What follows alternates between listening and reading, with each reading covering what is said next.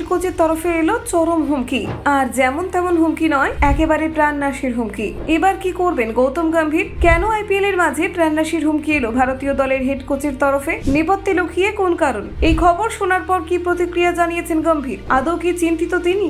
দেখুন এই মুহূর্তের বড় আপডেট। পেহেলগাঁওয়ে জঙ্গি হামলার রেশ এখনো কাটেনি, এরই মাঝে ভেসে আসছে বড় খবর। শোনা যাচ্ছে ভারতীয় ক্রিকেট দলের প্রধান কোচ তথা বিজেপির প্রাক্তন এমপি গৌতম গম্ভীর প্রাণনাশের হুমকি পেয়েছেন। সূত্রের যা খবর, আইএসআইএস কাশ্মীরের তরফে এই হত্যার হুমকি দেওয়া হয়েছে গম্ভীরকে। সম্প্রতি সেই খবর নিশ্চিত করেছে ভারতের একাধিক সংবাদ মাধ্যম। জানা যাচ্ছে প্রাণনাশের হুমকি পেতেই দিল্লি পুলিশের কাছে তড়িঘড়ি অভিযোগ দায়ের করেন বিরাট কোহলি, রোহিত শর্মাদের পথপ্রদর্শক। বেশ কয়েকটি সংবাদ মাধ্যম সূত্রে খবর, ইমেল মারফত এই হুমকির চিঠি পেয়েছেন ভারতীয় দলের বর্তমান প্রধান কোচ গম্ভীর। জানা যাচ্ছে মূলত দুটি ইমেল থেকে প্রাণনাশের হুমকি পেয়েছেন গৌতম। সূত্রের খবর, গম্ভীরের দুই ইমেলে আই কিল ইউ শব্দ বন্ধ ব্যবহার করে ভয়াবহ বার্তা দিয়েছে অজ্ঞাত পরিচয় সন্ত্রাসীরা। সূত্র মারফত খবর, আইএসআইএস কাশ্মীরের তরফে প্রাণনাশের হুমকি পেতেই তড়িঘড়ি দিল্লি পুলিশের দ্বারস্থ হন টিম ইন্ডিয়ার হেড কোচ। জানা যায় পুলিশ আধিকারিকদের কাছে ইমেল মারফত আসা হুমকির খবর খোলসা করে বলেন গম্ভীর। শোনা যাচ্ছে আর এরপরই নাকি দিল্লি পুলিশের তরফে পর্যাপ্ত নিরাপত্তার আশ্বাস পেয়েছেন প্রাক্তন ভারতীয় ক্রিকেটার।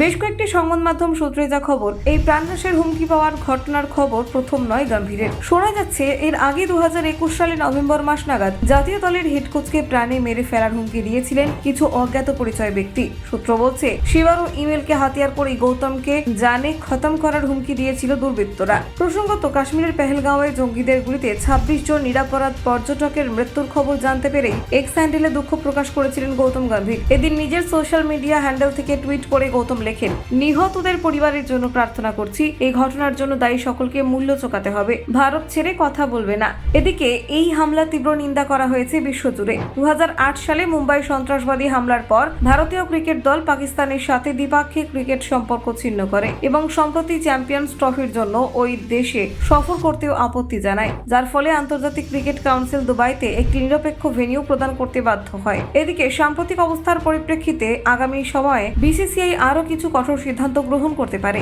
এই যখন অবস্থা, তখন বিসিসিআই এর সহসভাপতি রাজীব শুক্লা এক সংবাদ সাক্ষাৎকারে জানান, এই জঙ্গি হামলার কড়া নিন্দা করি, মৃতদের পরিবারকে সমবেদনা জানাই। এই পরিস্থিতির জন্যই পাকিস্তানের সঙ্গে দ্বিপাক্ষিক সিরিজ খেলি না, ভবিষ্যতেও খেলবো না। এরপর তিনি বলেন, সরকার যে সিদ্ধান্ত নেবে তাই মেনে নেব। সরকারের সিদ্ধান্তের কারণেই পাকিস্তানের সঙ্গে দ্বিপাক্ষিক সিরিজ খেলি না আমরা, আর ভবিষ্যতেও খেলবো না। কিন্তু আইসিসি টুর্নামেন্টের উপায় নেই, খেলতেই হবে। আইসিসিও জানে কি ঘটছে। এই ঘটনা নিয়ে ক্রিকেটারদের নিরাপত্তার খাতিরেই ভারত আর পাকিস্তান দল পাঠায় না, কোনো দ্বিপাক্ষিক সিরিজ খেলে না। একমাত্র আইসিসি টুর্নামেন্টেই দুই দল মুখোমুখি হয়। চ্যাম্পিয়ন্স ট্রফিতেও পাকিস্তানের দল পাঠায়নি ভারত, জানিয়ে কম বিতর্ক হয়নি। পিসিবি রীতিমতো হুমকি দিয়েছিল, কিন্তু ভারতই এই লড়াইতে জয়ী হয়। হাইব্রিড মডেলে ভারত সব ম্যাচ খেলে দুবাইতে, এমনকি ভারত ম্যাচ খেলতে পাকিস্তান দলকেও আসতে হয়েছিল দুবাইতে। Bureau report, news prime Times.